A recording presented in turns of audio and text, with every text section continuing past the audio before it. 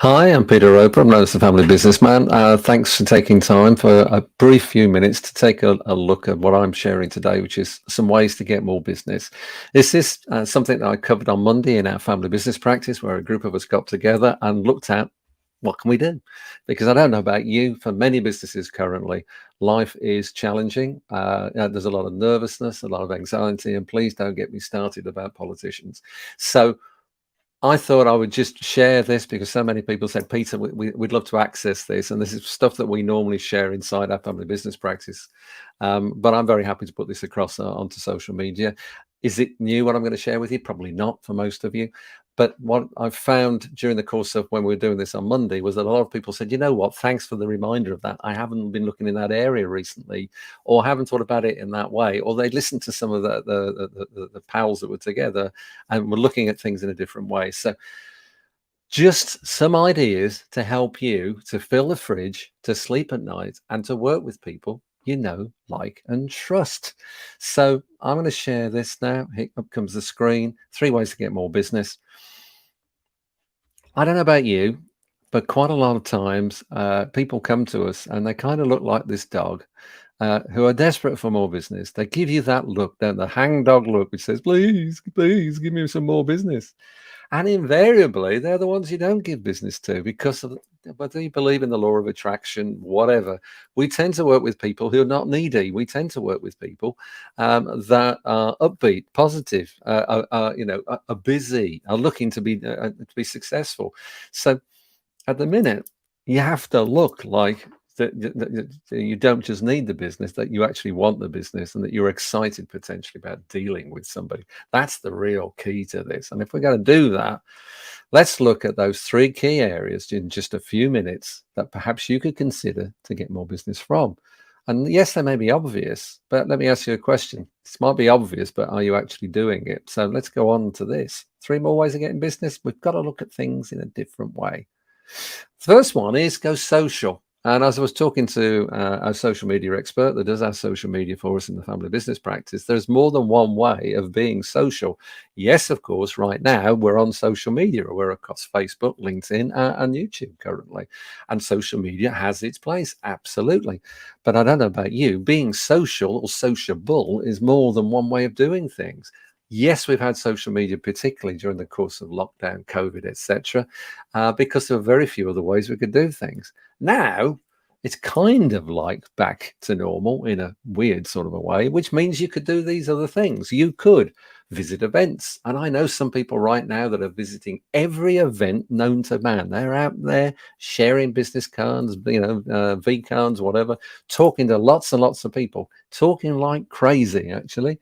Um, yeah, but are they talking perhaps too much? Are they going too far? Are they going everywhere? I've got a lot of members who have been saying to me, well, actually, a lot of the events we've been going to, they're short on footfall. Actually, there's a lot of tumbleweed going down some of the aisles in some of these events. Don't get me wrong, there are some really good events, but people are voting with their feet. They're voting with the fact their pocket costs them money when they put petrol in the car. You know, the average fill currently is about 70 or 80 quid. So going to visit is a fantastic thing, but even so, it costs you money, but of course it costs you in time. And time is the one commodity you can't get back no matter what. You can fill your car back up so long as you got some cash, but you can't get time back. So there's a question, which is visiting events right for you? If it is fantastic, then, carry on doing it. Advertising is another way, but my experience is for most people, advertising is for people that have got deep pockets and big budgets, which invariably are larger corporates. For most organizations, most family businesses, advertising can be good, but it has to be very focused, and the pennies have to be really watched. Which brings you to networking, and of course, networking is one way of doing it. Being part of networking groups, some people believe that the family business practice is a network. It's a business development group. That's what we are. We look at helping people to provide more, better, more timely business, but we're good at networking at the same time. There are a lot of networking organizations out there who specialize in purely networking, and for some, they're fantastic. And you're being social, you're meeting people regularly. But for many, actually, is it the right thing? Is it actually the time and money invested into it? Will it work for you? Going social can be good. On the other hand, there might be another way. How about going to your clients? You see, unless you've got no clients and you're just starting out in business, in which case this is obviously a harder thing to do, going to your clients invariably does two things. The first thing it does is to remind them about you, because everybody forgets people. I don't care what anybody says. We think when we've got clients that we're uppermost in their mind the whole time. And of course, the truth is that's not the case. It's not the case at all. And in fact, right now, I can tell you that one of your best clients who you think you've got a fantastic relationship is probably talking with your major competitor right now. Scary, that, isn't it? But why not? Because in reverse, when you're talking to prospects, that's exactly what you're doing. So why wouldn't that happen in reverse? So actually going out and talking to your clients on an even more regular basis is no bad thing to do. You know, they'll tell you if you're getting to talk to them too often. They'll let you know. But here's the thing: talking to your clients, the more you understand them, the more you get to understand what really drives them, and that topic is for another day, the more chance you've got of doing two things: retaining the business you've got, which is really important, and two, finding opportunity for more business. And let's face it, clients like working with suppliers who they like and they know and they trust. So actually getting to spend more time with your clients makes total sense. And it doesn't have to cost you lots of money. It can be done just like this on a Zoom call or a phone call, not just email, though. Email staying in touch is one thing, but actually some sort of face to face. And again, some people poo poo Zoom and Teams, etc. They say, no, you've got to meet people. Well, what you've got to do is think about the people that you're talking to. It's all very well, but they might not have a lot of time to see you. They'll take a Zoom call. In fact, that's just happened to me this morning with someone. They took a Zoom call because they hadn't got time for us to sit down and have a proper conversation. But we did what we needed to do. And you know what? They were really chuffed because you didn't take too much time, and their times are such a precious commodity, and at the same time cost you nothing but the Zoom call itself. So go talk to your clients more than ever. That's the first one.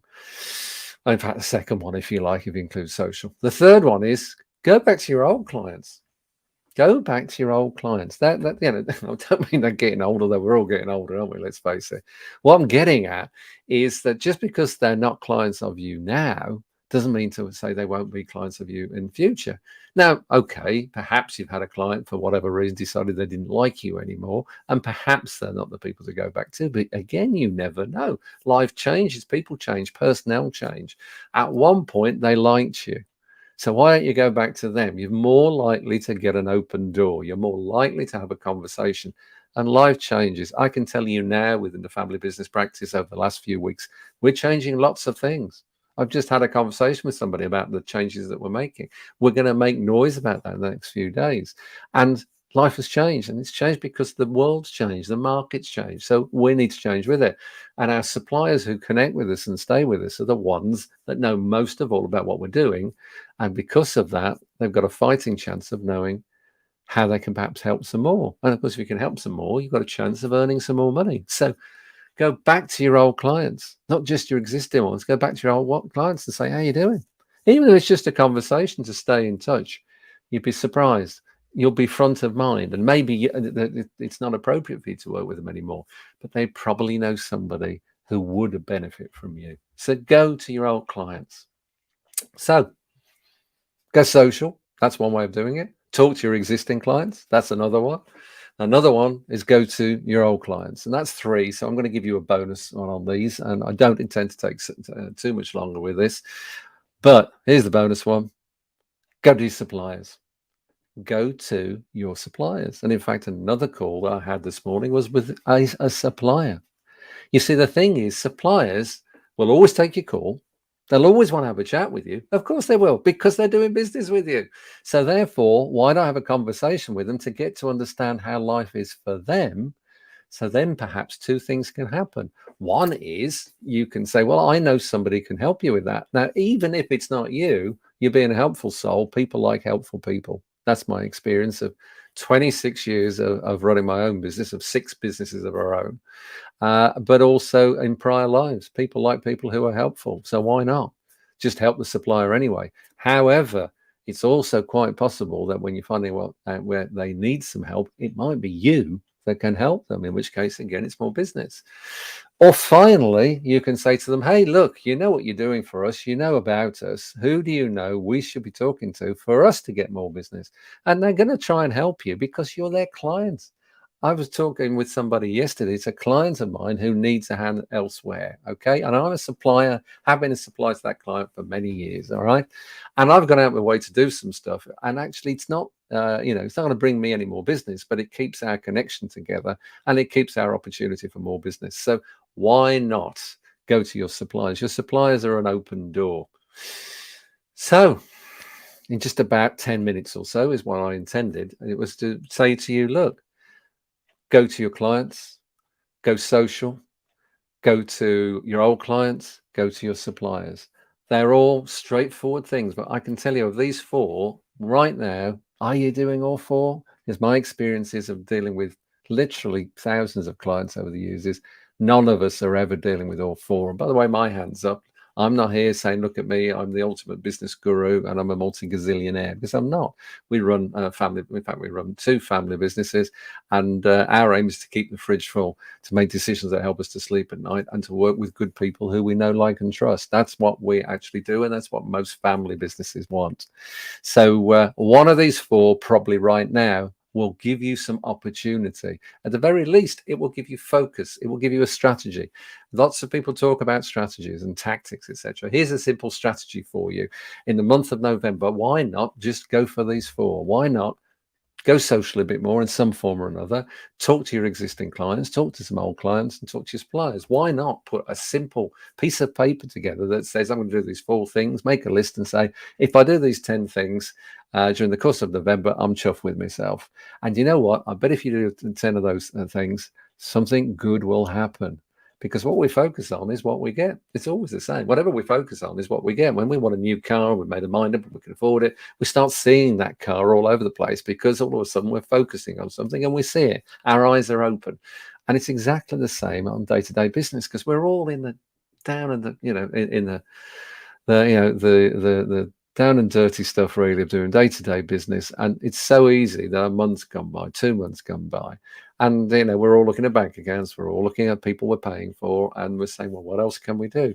Well, I've given you four really easy things to do, not simple things to do, rather, not necessarily easy, because you've got to find the time and make the effort to do it. But why not, in some form, go more social? And it might be through social media, it might be a platform like this, it might be going to an event a month where you haven't been before, it might be spending a bit more time with those colleagues in your networking group. Maybe if you're a big member of the family business practice, it's spending more time invested in the things that we're doing. Whatever it is, it's right for you.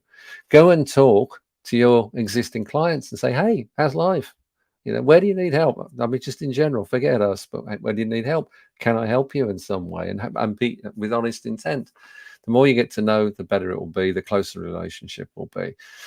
Go and talk to old clients. Go and say, hey, I know it's been a while. How are you? How's life? And I think you might be surprised with some of the conversations, some good, maybe some not so good, but you know what? It'll be worth it.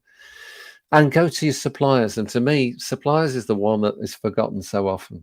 Go to your suppliers, talk to them, and do two things. Ask them this question: how are you doing? Where are the challenges and the problems currently for you as a supplier base? Maybe I can help you. If not, I'll find somebody perhaps that can. And you know what? If you do all that, not only will you feel better about yourself, but I promise you, taking some action will make life a little better, a little closer to wherever it is that you want to be and how you want to be.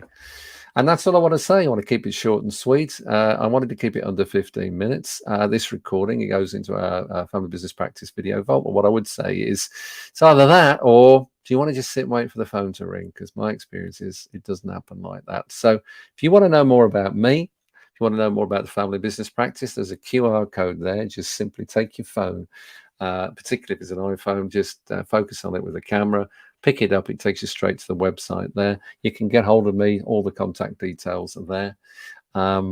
Peter at familybusinesspractice.com will find me. Just go on the website. I'm dead easy to find. You can connect through here through Facebook, LinkedIn, and YouTube, etc.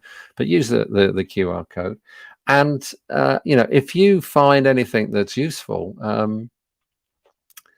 then we'll see how we go. And I hope that this thing has been useful for you. I really appreciate your time and effort. If you want to know more about the family business practice or me, please get in touch. Other than that, thanks very much indeed. Thanks for your time, and we'll see you all again soon. Thanks a lot.